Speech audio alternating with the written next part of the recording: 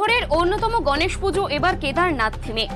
শিলিগুড়ি শহরে গণেশ পুজোর ইতিহাসে এক বিশেষ নাম শিলিগুড়ি গণেশ পুজো ওয়েলফেয়ার সোসাইটি। তাদের পুজো এবারে 19তম বর্ষে পদার্পণ করছে। শহরের প্রথম গণেশ পুজো হিসেবে পরিচিত ওই গণেশ পুজো প্রতি বছরই দর্শনার্থীদের নজর কাড়ে অভিনব থিম ও জাঁকজমকপূর্ণ আয়োজনের জন্য। এবারে তাদের থিম কেদারনাথ মন্দির। এবছর পুজোর উদ্বোধন হতে চলেছে 26শে আগস্ট। থিম নির্মাণ এবং প্রতিমা তৈরির জন্য কলকাতা থেকে আনা হয়েছে দক্ষ ও স্বনামধন্য শিল্পীদের। আয়োজক কমিটির তরফে জানানো হয়েছে গোটা পুজোর বাজেট প্রায় 30 লক্ষ টাকা। শুধু প্যান্ডেল বা প্রতিমা নয়, আলোকসজ্জা ও সাংস্কৃতিক অনুষ্ঠানেও থাকবে বিশেষ চমক। এবছর আমাদের 19তম পুজো। বাবা গণপতি আবার আসছে। আমাদের পুজোর শুরু ঢাক বাজা শুরু হয়ে গেল। আমাদের গণেশ বাবার পুজোর থেকে সব পুজো শুরু হয়ে যায়। আমাদের গণেশ বাবার এবার 19 বছর।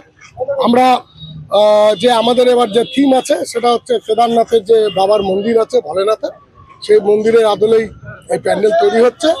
এবং আমাদের যে প্রতিমা আসছে সেটাও কলকাতা থেকে আসছে।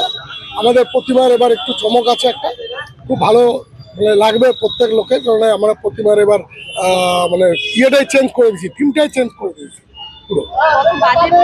বাজেট আমাদের 30 লাখ। আর কি মনে হয় এবছর শহরবাসী কতটা মন কাড়বে? নিশ্চয়ই আমাদের পুজো প্রত্যেকবারই মন কাড়ে। আমরা 2007 সাল থেকে আমরা যখন ঠাকুরের পূজা শুরু করেছি তখন থেকেই আমাদের এই পুজো সারা সমস্ত নর্থ বেঙ্গলের লোকের কাছে আমাদের এই পুজো একটা জাগৃত পুজো হয়ে উঠেছে। সব থেকে বড় কি, দেখুন পুজো সবাই করে কিন্তু নিষ্ঠাভাবে কিন্তু কেউ করে না। আমরা যেটা একদম নিষ্ঠাভাবে পূজা করি, আমাদের এখানে যারা পুজোর জোগাড় যন্ত্রে থাকি তারা আমরা মাছ মাংস এবং পেঁয়াজ রসুন কিছুই আমরা খাই না।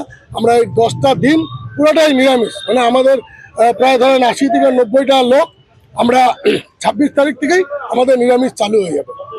উদ্বোধন কবে? পুজো 26 তারিখ উদ্বোধন।